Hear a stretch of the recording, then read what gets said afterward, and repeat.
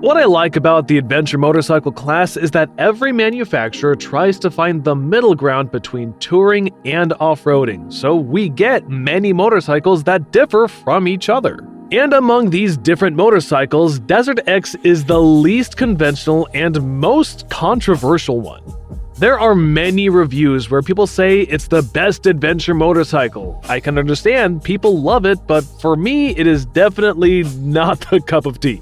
The thing is, this Ducati depends a lot on where it's ridden and how it's ridden. So let's talk about it. Firstly, let's talk about its advantages. If you want to ride very fast and you want to get a mid-sized bike with a 21-inch front wheel, you don't have much of a choice anyway. The performance is great and the stability is superb, even when it gets over 200 kilometers an hour. It has a sporty short-stroke engine and powerful brakes. Even the 1100cc Africa Twin doesn't provide that oomph. Secondly, if you prefer stock factory bikes and don't want to mod anything, the DesertX is one of the most comfortable in the class. If we compare stock seats and windshields, the only competitor it has is the Tiger 900 Rally. Others simply don't compete. And now I'm starting to be tedious. Here we go again. I won't say I'm somehow biased about Ducatis. In my opinion, the Multistrada V4 is the best full-size touring motorcycle ever made. Though not perfect, by far it's the best among any 1200cc adventure or touring bikes. Let's start with the DesertX's engine. It's a sports one, so you feel the Ducati genes in it. And it might be nothing, but just for fun and curiosity, let's make some very unrealistic assumptions. Maybe it's just not that beneficial to adopt the existing sport touring engine for a new niche model, so as a result, we got a dirt bike with a motor that doesn't fit? And what if the engine wasn't that great even for sports touring in the first place? What's the difference between an adventure engine and a sports touring engine? Obviously, the low revs torque. Here are ordinary adventure motorcycle engines that perform decent off-road. Here is the KTM 890, and everyone has mentioned twice its lack of bottom-end grunt. And here is the new king of the adventure class. KTM, you're dethroned. So, who might even think a motorcycle has more power up top because of low RPM trade-off? No way! Here we probably should mention why adventure motorcycles need torque down low and why, for example, a Tiger 1200 has less peak power than a Speed Triple. A 1290 Super Adventure doesn't match a Super Duke despite they share the same engines. Because in the real world, off-roading you mostly use low-end grunt and you also need it to be properly managed. Any slow turn, any uphill, any big rock, or a log that might require that. Even mid-sized adventure motorcycles have that low-power off-road mode, because torque handling is more important than peak power. A good example of this is when you need to climb a hill after a turn, so you need the grip and not to slip, but still enough torque to move up and forward. With the DesertX, you either don't get enough torque or you have just too much, and then it's not enough again. It's not so much an absolute lack of torque on low RPM, it's about controlling it. Of course, you can try to open the throttle and control the torque with only the clutch, but no one will ride like that while being on an adventure trip on some unknown trail.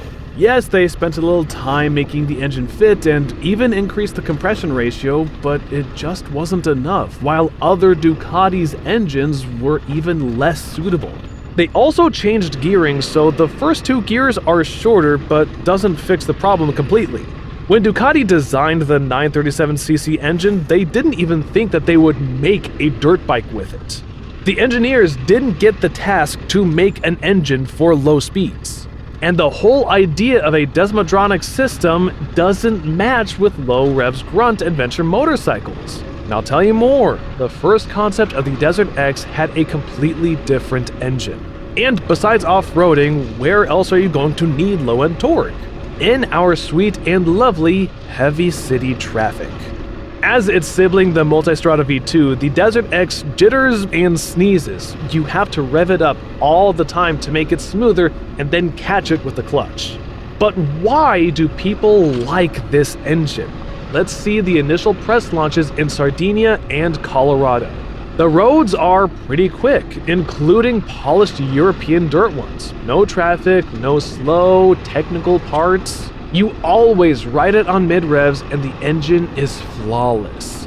On these revs, it has a decent performance of a liter bike, giving you a smile on acceleration. It's a responsive engine and quickly pushes you to 200 kilometers an hour. The quick shifter works good from the third gear on higher revs. And you even might notice that it kicks hard between the first and second, and that you should not touch it below 6,000 RPM while riding this beautiful island of Sardinia. On empty city streets, when you want to go full throttle on a green light or pass an old couple on their equally old Toyota Corolla, the performance feels great. If you want to feel like a king who kicks ass all day sitting higher than all of them, this is a perfect motorcycle for you. But it is not made for tight traffic. And I always wanted more control and predictability off-road. The second important thing is the geometry. You probably heard how stable it is, how long its wheelbase is, and so on. Did you ever ask yourself why other manufacturers who've mastered their adventure motorcycles for decades didn't think of elongating their wheelbase? And that Ducati came and, having literally zero experience in recent history, just showed everyone how to build motorcycles. Something just should be wrong here. Motorcycles found their optimal geometry ranges, and any contravention gives you not only its pros, but its downsides. Yes, the DesertX is stable on a straight, but it's just not it. Also, the wheelbase is not the main reason here. Nobody looks for a longer wheelbase. It just happens by itself when you elongate the suspensions, put bigger wheels, and so on. The shorter it is, the smaller the turn radius you get. It's a good thing for off-road bikes. The shorter it is, the less lean it tends to make on a turn. Is that a good thing to think of for off-road bikes? Also, speaking of off-road bikes, having a longer wheelbase makes a mismatch of front and rear wheel ruts, which makes it then more difficult to maneuver between obstacles while making a turn. It's easier to perform on a shorter motorcycle. Before the DesertX came up, the Tenere was the longest one in the mid-size motorcycles. It makes the motorcycle less bulky back and forth, but for an enduro bike, it also has a downside because riding off-road, you need to change its front and rear weight balance. So how did Yamaha fix that? Firstly, Tenere has a perfect balance of 48 to 52. So even having the longer bike, you can easily manage the balance back and forth, moving your body weight. Secondly, to compensate for the longer base, the Tenere has the shortest trail in the class. The shorter it is, the sharper the steering becomes. But it doesn't feel snatchy because the sports bike-like trail is balanced with the longer wheelbase. These two specs couple each other and decide a balance between stability and agility. Similar tricks are usually applied to touring bikes, which cannot be short by their nature. They usually get shorter trails, so they have both decent handling and stability. A GTL has a shorter trail than many sport touring bikes. Or another example, why does the 1250 GS do its miracles on Gymkhanas? Because it's not just the shortest one in the class, but because of its unique suspension design, it also has the shortest trail. And because of these specs, the big GS handles better than any other adventure motorcycle and can be compared to small capacity ones. But usually these day trails just get some default values and manufacturers don't even mention this spec on their sheets. Most dual sports and 21-inch front wheel adventure bikes get trails from 108 to 115 millimeters, with very uncommon exceptions like the Tenere. Motocross bikes for wide and open dirt tracks might get it longer than 120. Cruisers usually have it over 130 millimeters. Sport touring motorcycles have like 105 to 110s, but sometimes less than that. Super sports have 100 to 105. Smaller sports bikes have less than like 90 to 100 millimeters. A shorter than 90mm trail might be found on trail bikes that don't ride fast but might perform technical stunts. For adventure motorcycles, it's a default spec, and almost half of them have exactly 108mm, which gives a decent performance on both pavement and dirt handling. And then here comes the DesertX, and it shows you it's 122mm that doesn't compensate for the long wheelbase, but makes things even worse. And you can describe a motorcycle with such a trail and wheelbase simply as it doesn't turn. In a perfect world where every journalist yells how stable the DesertX is, should cry as loud about how it doesn't want to turn. Because making one thing better makes the opposite worse. If we expect it's not going to affect its turning ability, then the question raises, why don't other manufacturers do that? Elongating motorcycles is not rocket science. Change the fork angle and you'll get both, the trail and the wheelbase. So here's one of two. Either all the manufacturers are dumb, or the DesertX just turns poorly. I spent some time thinking about why Ducati's invented the two-wheeled tram with a sports touring engine. The thing is, Ducati usually does the opposite. They have shorter trails than their competitors, that's why their motorcycles handle sharper.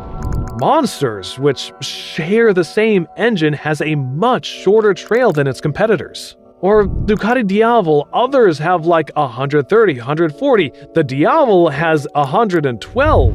Sports Tourings or Multistradas also have the shortest one for the class range. So you get the point. Why didn't they do the same thing with the DesertX? The DesertX was designed as a concept vintage bikes from the 80s.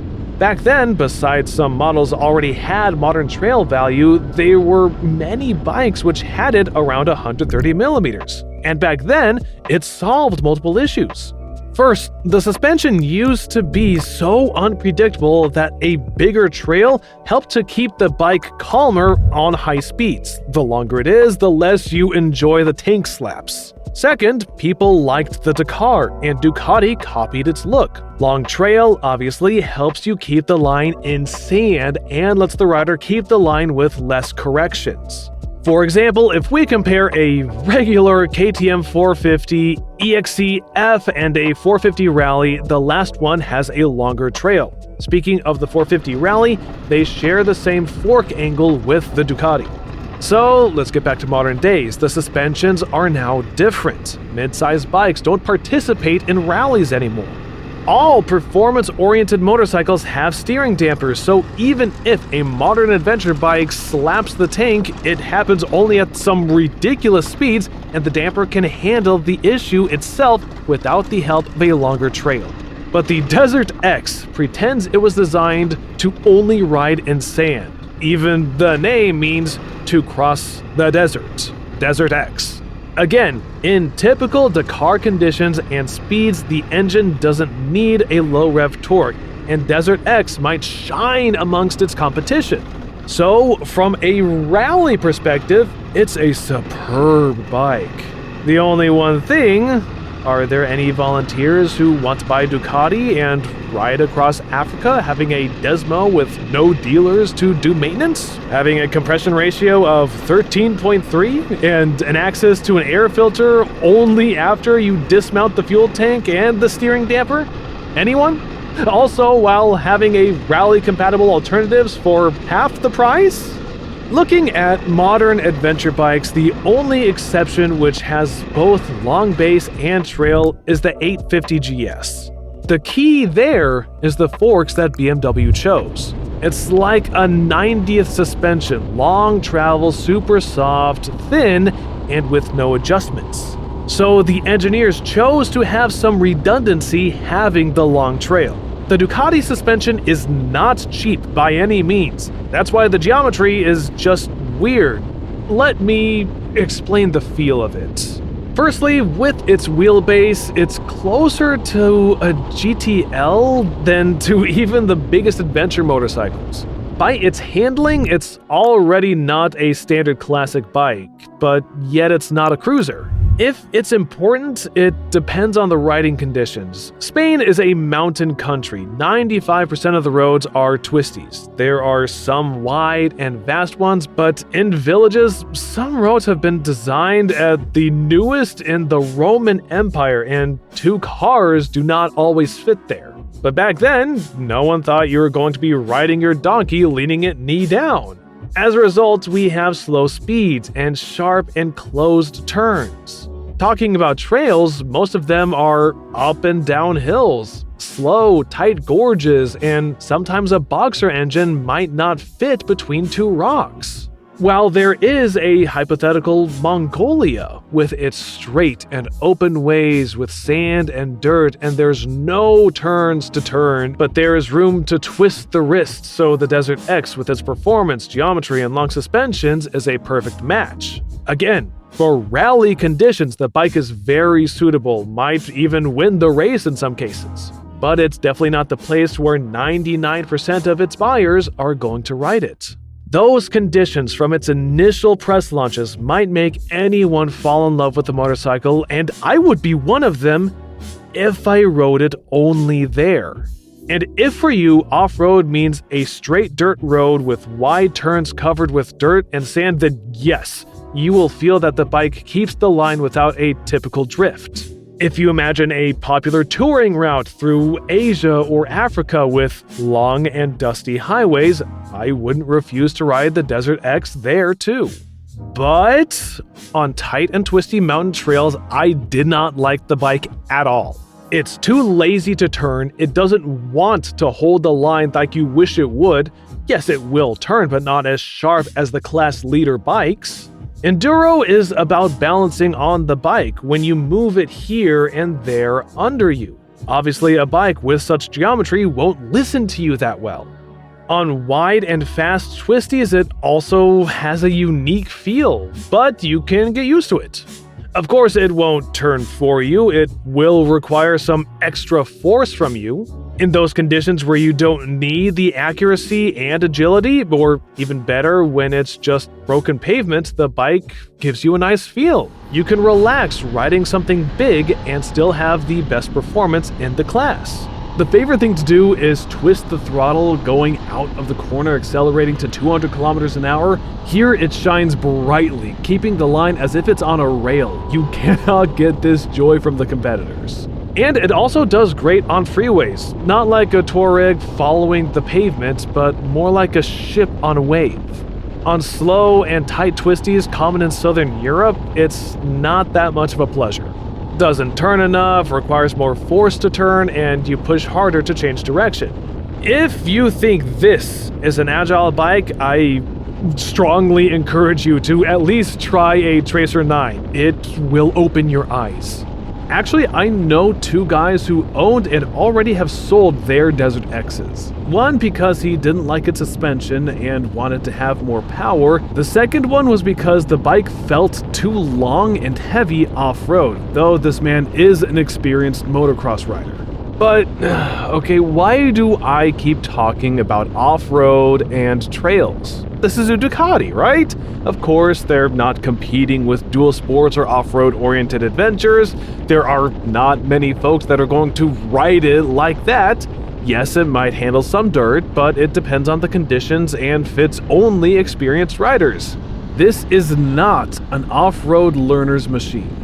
But if we ignore the off-roading, as its buyers will do exactly that, we will face raised questions. The main one, why does an almighty machine, which is not going to focus on dirt, have a 21-inch wheel and that length of a suspension? In reviews I've watched, I haven't seen any places where a 19-inch wheel and a shorter suspension would not have been enough. For example, a Multistrada V2, V4, or a 1290 SAS would ride the same place as easily as long as they had spoked wheels. There are basic issues if you're looking for a go-anywhere bike. First, the DesertX has a very tall seat. The website says it's 875 millimeters, the manual says it's 880.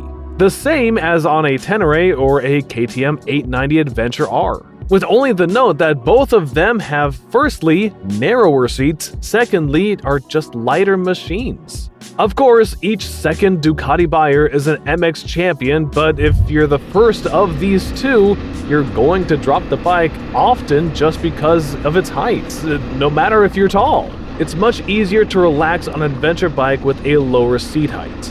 And if we're going to compare the DesertX to crossovers, these bikes are as short as 810 millimeters.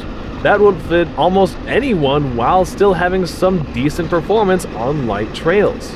Just to demonstrate it, I don't flatfoot the correctly adjusted motorcycle while being 188 centimeters, which is 6 feet and 2 inches tall, as no one does. Both bikes I got had the lowest possible preload setting, so people at least reach the ground, which makes the handling even worse. It's not a magic bullet.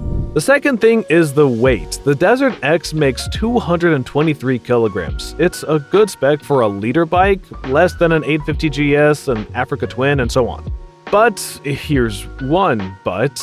As soon as it's dropped, this weight moves to the point where the metal tank meets the plastic fairing. And almost each time, they both have a hard time. So protection bars are a must-have on the DesertX, the same as almost every adventure motorcycle. Factory bars have 3 connection points, one on each side and one more on the middle point up here.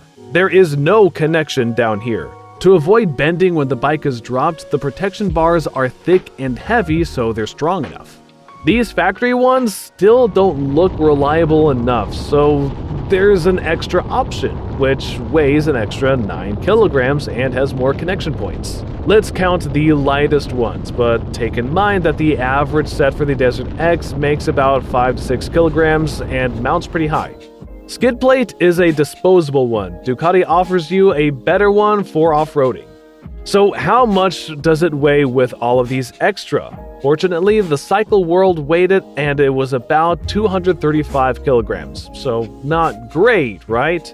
And let's compare it to an inaudibly heavy motorcycle with the biggest displacement among adventure motorcycles, the KTM 1290 Super Adventure R. It's a heavy beast, isn't it? It's easy to do the math because it has the protection bars and decent skid plate from the base configuration. It's 247 kilos on the same weights. The 12 kilogram difference doesn't sound like a lot, especially considering the 1290 keeps its protection bars and tank weight down low. I know that reviewers usually say that Italian kilos feel lighter, but let's take a closer look. Of course, a tall bike with a huge ground clearance, the engine up high and the fuel tank on top does have a high center of mass. The DesertX doesn't have any weight distribution features such as underseat fuel tanks like the Touareg or side-mounted rally tanks like the KTMs, which might make some difference. The L-Twin, you say? Well, let's ask any Multistrada 950 or V2 owners how they like the center of mass, considering the engines are mounted even lower on their bikes. And don't forget, Ducati lays flat on the ground, unlike KTM's, even though not as flat as maybe the Tenere, thanks to the Ducati's wider tank. So I don't feel it's any lighter than its spec. You get what it weighs. The next thing is the ownership. Why do you need an adventure motorcycle? Probably to travel on it, not just to make a demo ride. When traveling off-road, you usually have a big bag on the tail or some frameless bags, or both. On a 1290, as on almost any other motorcycle, you just put them on the luggage rack or maybe just behind the pillion. And to make less stress on the tail fairing, you might just move the weight a little forward to the passenger seat. The DesertX has neither a rack mount or a flat room on the tail. There is a passenger grip handle wannabe, but Ducati still has yet to make a woman who'd like to travel all day long while holding that. So if you want to travel 2-up, you'll have to mount proper handles that usually come stock in any other competition, except the Tenere. You also might argue that you can mount the big bag on the passenger seat and mount the side bags to it as well. Yes, but as soon as you move your weight back, they're going to push back your legs, or the big one will push forward your back. or you'll have to sacrifice riding sand, balancing the bike, and so on. So only some tiny side bags might fit there, not getting in the way of your body. Also, when there is a big bag on the passenger seat, it is not easy to throw your leg over the bike. So to travel it, you'll definitely need to get a proper luggage rack or side frames. Let's assume it makes it around 3 kilos heavier. Here's a bit more. The journalist keeps singing that the DesertX has a decent 21-liter tank and it's bigger than any base version among competitors. Somehow not mentioning that the bike has the highest fuel consumption from the crowd. I can measure it somehow objectively because I ride Spanish freeways on cruise controls at 127 kilometers an hour on my GPS. Here's what I do. I reach the speed and then I reset the average consumption value. And here we go. Spanish freeways are empty, so you can ride up to an hour without touching the throttle or the brakes at all. Yes, it's not completely scientific, but numbers more or less match what you see on fuel pumps on gas stations. Most mid-size adventure bikes take around 4.5 liters. The Ducati drinks from 5.7 to 6.2 for 100 kilometers. And that was the same on both bikes. If we compare it to the Touareg in the same conditions, we'll have a 1.5 liter difference. And even though on light off-road, Ducati still somehow swallows over 5 liters. I understand it was expected considering it has a short stroke, high revving engine. WNTC spec on the DesertX is 5.6, on the Aprilia it's 4.0, matching what we got. No one will argue that an off-road capable touring motorcycle should make at least 400 kilometers on a tank. The perfect middle ground verified by thousands of travelers, 600 to 800 is great but unnecessary for most of them, and you want to take a break sooner anyways. And if you want to have a legendary ride, it's easier to take a can with you. Also, that mentioned KTM 1290 consumes a little less than the Ducati. Not by a long shot, but, still. It does the same in cities, but not while traveling. While the DesertX drinks 6 liters on a freeway, the 1290 gets 5.6. If you ride some twisties hard with the Ducati, it swallows 5.7. The KTM does 5.2. And the KTM still has a bigger tank, so while traveling, the KTM makes that 400 kilometers, while Ducati does 320, 350. So for that, the auxiliary tank is not an extra, it's a necessity mod to travel. The problem is you cannot just arrive to fill up in 349 kilometers in a trip. Firstly, when you think about filling up the gas tank, the station might not be there. Secondly, you might arrive at a station, but it happens that it's just not working right because of an infinite amount of reasons. The next one is 50 kilometers from here. Thirdly, when you ride dirt tracks, gas stations might not even be built there. You should ride back to the main road to the nearest station, and then you have to ride back to the track. Usually that just takes an hour. So when you travel in civilized places, you want to keep 100 kilometers just in case.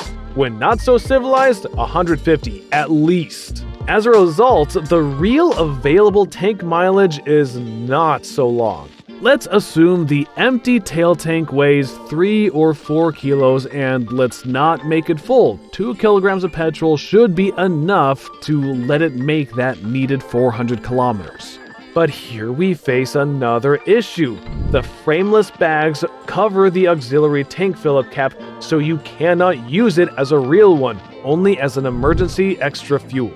Was it that hard to fully integrate the fuel flow from the main tank to the auxiliary one? What's even funnier is that neither the Ducati side case mounts, nor the luggage rack, nor the passenger handles are not compatible with the rear tank.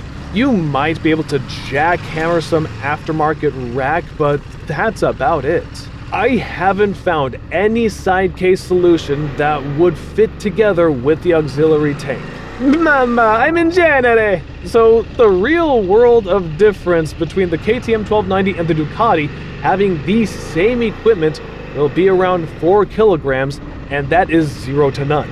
You might say that I'm wrong, and you don't need that tank distance as well as the rack mount, and those 12 kilos difference is a huge deal. Then, I got you, because Touareg is a whole 20 kilograms lighter. Also, all those extras are not gifted by Ducati for free. So here's the math. The bike, the protection kit, the luggage rack, the tank. The 1290 Super Adventure R, having its stock protections, cost the same, except you'll have to throw in a little more for a quick shifter. So it's basically the same price and the same weight, but the bike has a drastically better engine, incomparably better quick shifter, and so on. But the SAR will have the same fundamental issues, so let's look at the SAS. The bike, then the quick shifter, the protections, and to make it fit for the comparison with the Ducati, let's take the spoked wheels, though most people, they're not a requirement. And if 1,002 euros is a big difference from you, then here's another treff, because any mid-sized competitor is much, much cheaper. What do we get with the 1290 SAS? Refined geometry, perfect for both pavement and dirt. Better comfort, lower seat height, superb engine, advanced electronics with great headlights. Tire pressure sensor, a radar, a keyless ignition, and a tank and base version. And the world's best semi-active suspension, perfectly matched with tire sizes so they can handle the beast of the 160 horsepower motor. Also, the 1290 SAS is still a pretty hardcore motorcycle with a 200mm wheel travel. You cannot say anything bad about this travel looking at how much people like their Teneres with the same specs. The DesertX has a very good suspension. It doesn't jiggle, but it's not too stiff as it is on the 890R or the Touareg. Many people are going to like it. It's similar to the one that's on the Triumphs. Personally, I love it, but as most moderately stiff long suspension travels, this one wants to be perfectly adjusted. So one setting for dirt, another for the pavement. The preload knob is accessible while not easy, so make the baby turns. Not as easy as some other bikes, but you can live with it. The rebound can be adjusted from the backside of the shock. Unlike on other bikes, it's usually accessed from the side. So here you ride some dirt, then you have to put off the dirty bag. Then with one hand you bend the dirty fender, and then with the other one you get a flat screwdriver and make your thing. To adjust the compressions, you have to remove the seat. So in real life, the only adjustment you're going to use is the preload, and the suspension will be set once and forever to some jack-of-all-trades position. While the Touareg has a incomparably more accessible solution. And the fork compressions and rebound dampenings on the Triumph might be adjusted with no tools at all. The DesertX, being designed to be ridden fast, lacks electronic adjustments very hard. Another important thing why the DesertX is not a perfect universal pavement bike is the wheel sizes of 21 and 18 inches. And it's not about mass as many think. If you consider buying one of these machines for mostly pavement use with only occasional light off-road riding, here's the problem. Here is how brand new Rally STR tires look like. And here they are after 3,000 and 4,000 kilometers on both the DesertXs. These rounded knobs are useless for dirt. They don't provide you any grip, and if you want a little more, the tires are going to be square, affecting the motorcycle leaning. And the Rally STR is still not the most off-road tire, it's like 70-30. So having the Ducati's performance, considering what speeds it wants to ride at, knobbies will not survive any mileage. So you'll have to ride calmer and slower to make these tires live a little longer, but then the question comes out. Why would you pay so much for a DesertX? Or you can buy brand new tires for each trip and replace them with road-oriented tires as soon as you come back. Sports touring tires are the perfect choice for a leader bike performance when you don't ride dirt hard. It lasts and gives you good grip on twisties. But they don't make sports touring tires for the 21 and 18. The sportiest thing you can get is something like a Metzeler Torrance Next. A decent choice, but it doesn't fix the wheel being too narrow. On 1917 motorcycles, you have 120mm in the front and 170 on the back.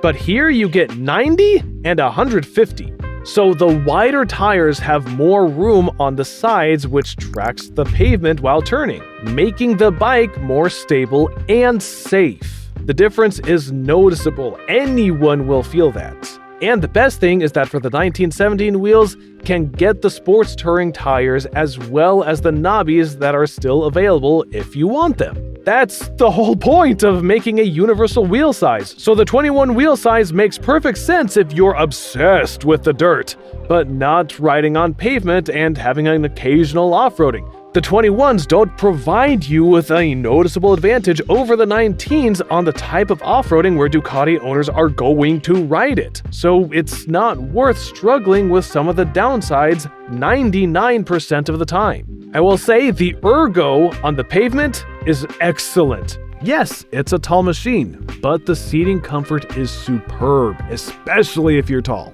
From an off-roading perspective, it's still fine, but you see some imperfections. If we compare it with the Touareg, a Tenere, and so on, we see the seat on the Ducati is very wide, as well as that fuel tank. It's good on highways, but the seat standing is awkward.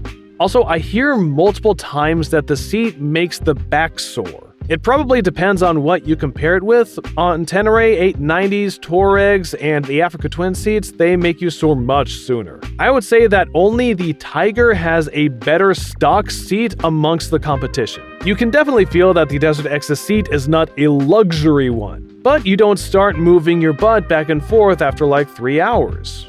I would just keep the stock seat. It's fine, really.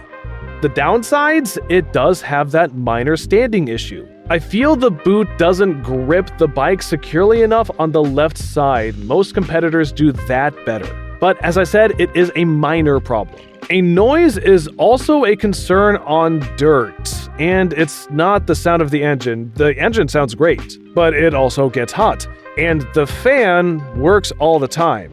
The day wasn't that hot. It was 22 degrees Celsius, but the fan yelled all the time. It happens with the 1200cc class, but not with the midsize. When I rode the bike, I often asked myself, what the clank is it? I heard it on every bump like I was on the cheapest Chinese bike. It was the passenger foot pegs. The mounts are too long, so they vibrate. The same issue was on both Ducatis. Fortunately, you can dismount the pegs and their holders. Front fender is not adjustable up and down, and all the dirt from the wheel goes straight into the radiator. Most of the competition have 2 separate radiators on the sides, or a single one but mounted higher, or have protection with angle cooling fins. Here you got none of that. Another important thing why the DesertX is not the premium adventure league is that it makes the bike able to make U-turns while not leaving the country. They compensated for the wheelbase and the trail with a huge steering angle. As a result, the motorcycle got a very narrow windshield, and it's not possible to mount a wider one. It almost touches the handguards. The windshield was tight-shaped and it was round, and it makes it look like a rally tower. It has its pros because you don't have any wind buffeting in your helmet at any speed. Even MX helmets just got a little bit of flies and a nice smooth wind flow. But of course it does have its cons. Because the windshield is so narrow, all the wind is being deflected onto the sides, right to your arms, your armpits, and the sides of your body. So in colder weather conditions, the bike will feel colder than its competition. Also, the deflected wind for your hands feels like vibrations. The engine itself doesn't buzz much, the vibrations are pretty average, but because of the wind, even riding at legal speeds, you get an uncomfortable feeling in your hands for quite a while after the ride. There are extra handguards that come with some ugly wind deflectors. I'm not sure if they actually help, but I hope they at least remove some of the hand wind buffeting.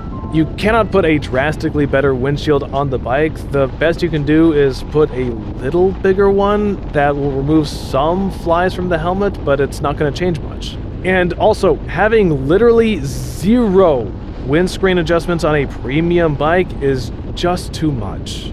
So as a result of most of the competition, you can get a decent third-party windscreen, but not with the DesertX. Not even mentioning the crossover class where the same Ducatis have a night and day difference wind protections with their Multistradas. Otherwise, you can get everything you expect from a premium adventure motorcycle, excellent brakes. Ducati makes the best menu among the competition. All the modes are customizable. You can calibrate the dash when you get new tires. The navigation can point you in directions, etc., etc., etc.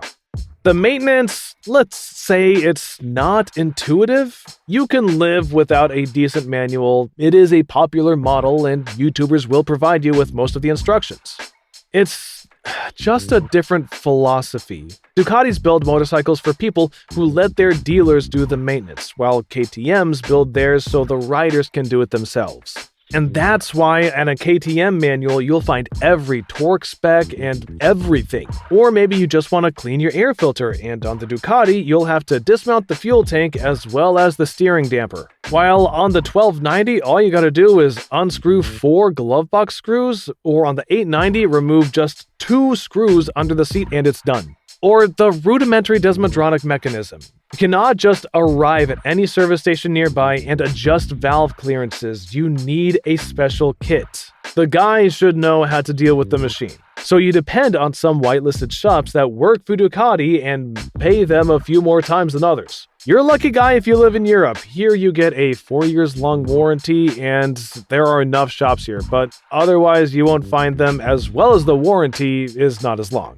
Also, KTM buyers love their machines not because of how they look, so a few scratches here and there are not a big deal on a used market. The DesertX is wanted because it's pretty. So if you're going to ride it off-road for real, you will have a nice little discount selling it. Even if you put a protection bar, the bike might scratch its handguards, passenger pegs, the muffler, the frame, or its cases. And when you care that much for the scratches, it's not that easy to show the bike's potential. It's the same issue as with the expensive scramblers. Yes, they can ride hard, but who's going to ride a gorgeous machine through the forest? Also, if we learn Multistradas as general Ducati examples, it's harder for them to survive major crashes than its other crossovers. So the summary is mixed. This is a unique motorcycle, and there are some guys who it's a perfect choice for. That is for sure, but I'm not sure who I would recommend buying it for. You might say I'm picking holes in it, but if you watch the review again, you'll see it was made as unbiased as possible and for a purpose. You can open the spec sheets from Ducati and there's everything in it. It's just numbers. They even have the dyno chart on their website, but they just cropped the low revs off of it. Trail and wheelbase don't matter. Weight doesn't matter. Fuel mileage doesn't matter. Seat heights, narrow tires, price, narrow windscreen. It doesn't matter if the bike is good. And if that is your point, you might love just any bike in the world. I don't think the DesertX is a failure. It's just not for everyone. Let's just visualize who it's for. Tall Euro champion who loves to ride sand and mud fast, but does it only in Europe. Looks like it's a very niche model. I understand that if people buy adventure bikes to ride only on pavements, then the Ducati is a decent choice in the class except for the filtering traffic part. On the other hand, it works only if you're tall, because to ride dirt, you having this tall and heavy bike requires good off-roading skills, better than average. The problem is that for the same price, there is a crowd of competition, from rally-focused machines and up to the 1290 SAR or ridiculous KTM 890 Adventure R Rally. If you prefer something more conventional, you can get a Touareg or a Tenere because they're razor sharp, while the DesertX is kinda like a Swiss Army knife. Except again, if you want to rally on it. I might even ride it even more off-road to show you nice-looking trails, but this motorcycle doesn't make me want to do it. The job's done and I'm dug. While on the Touareg, I enjoyed exploring, and I didn't even show you half of what I've seen with it. Even if the DesertX costs the same price as the Touareg, I just get the last one. But it's cheaper, so you can get a city scooter or a dual sport as your change. If off-roading is not your main focus, you can get a crossover. For the same price, you can get a liter bike or even a 1200. It's a hell of a choice.